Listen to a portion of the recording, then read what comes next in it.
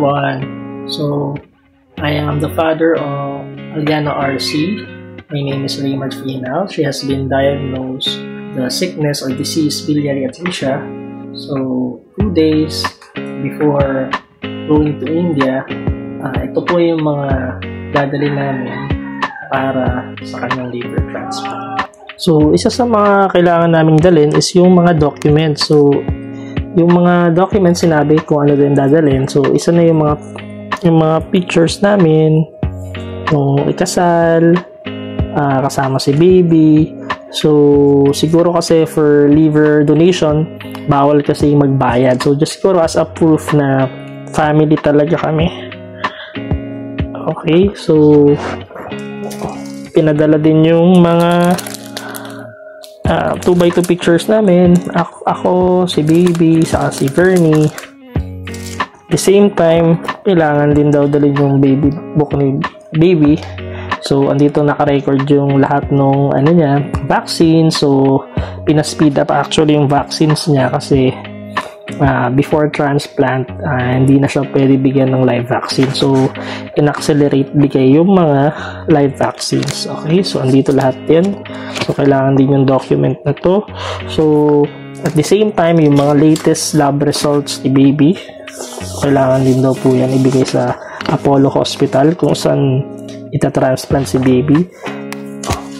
Also po, yung mga liver donor workups, let's say, ito po yung urinalysis, x-ray, liver test, ECG, HIV test, and then yung vaccine record kasi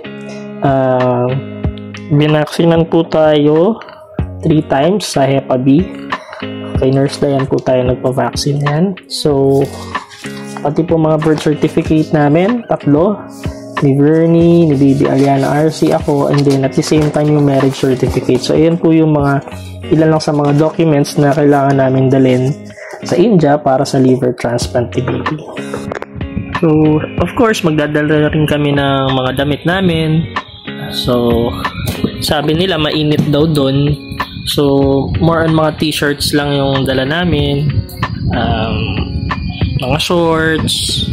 Okay, more on mga light material kasi super init daw doon, mas mainit kumpara dito sa Pilipinas. And then, since 3 months po kami magstay doon, meron naman daw washing machine doon. So, from time to time, pwede kaming maglaba. So, hindi namin kailangan ng maraming damit.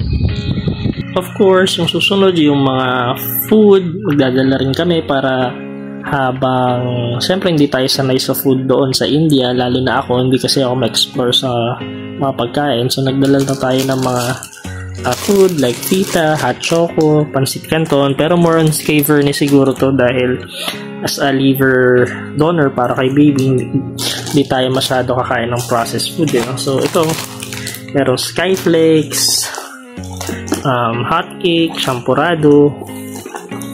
Ayan, dadalhin natin. At the same time pala, guys, dala rin tayo of course, para kay baby, mga wet wipes, ano pa ba yung mga dala? Shampoo, yung mga toiletries ni babies. So, ayan, dala po rin natin yan.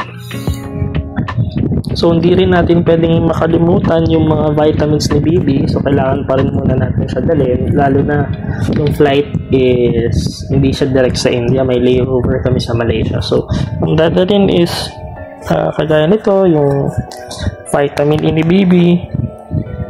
Yan, vitamin E, vitamin D, yung calcium niya, yung mga multivitamins kagaya ng Nutrilin, yan, Selene. Okay, ito yung mga gamot kasi ni baby, medyo marami kasi siya, so kailangan madala natin siya. So yan, yung propanolol, yan po guys. Ito yung spironolactone, so pampaihi ito.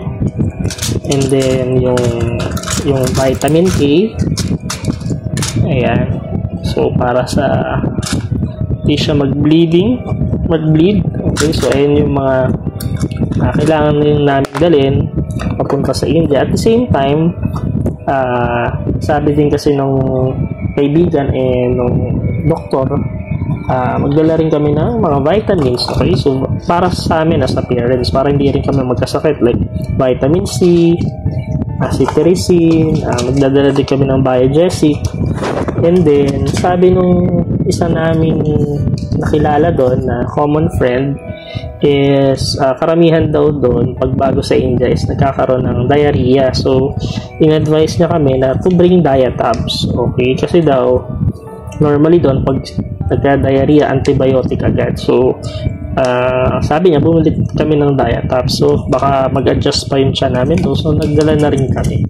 So ayun yung mga ilan lang na medicines na dadali namin sa India for liver transplant to baby. So dadalhin din natin yung mga nakisuyo sa atin ng mga parents na makikisabay. Yung iba kasi, yung iba nasa India ngayon, no? So let's say ito kay Pen, kasabay doon ng magic sarap dahil wala daw magic sarap doon. So magkaya naman pagbigyan natin. So ayan, meron po siyang request na Barrio Fiesta Bagoong. So yung sabi niya kasi yung sa bottle, so buti may nakita kaming pouch kasi pag sa bottle siyempre prone sa basag. Okay, so si Samplo is ayan, request niya is inhaler, wala yata to sa India, no? So buti mabilis agad sa TikTok natin yan in order. And then ito si Ma'am Jen, ayan, yung memorabilia, no? So na-transplant na yung anak niya, so healthy na. So dadalhin din natin yan pa India. So ayun guys, yung mga dadalhin natin sa India for liver transplant yan ni Baby Aliana RC. So 2 days na lang pupunta na kami sa India. So I'm very excited and hopeful and faithful na magiging successful yung liver transplant ni Baby. So matagal namin itong inantay, pinag-ipunan, and maraming salamat sa mga tumulong sa fundraising namin, mga nag-donate, mga patuloy na tumutulong. So from the bottom of our hearts, we are very thankful. So yun lang po muna. So sana nakatulong po sa mga parents na papaliver transplant din sa India. And ayan, para may record din ako din sa journey na to, since makakalimutin talaga ako. So thank you very much and God bless us all.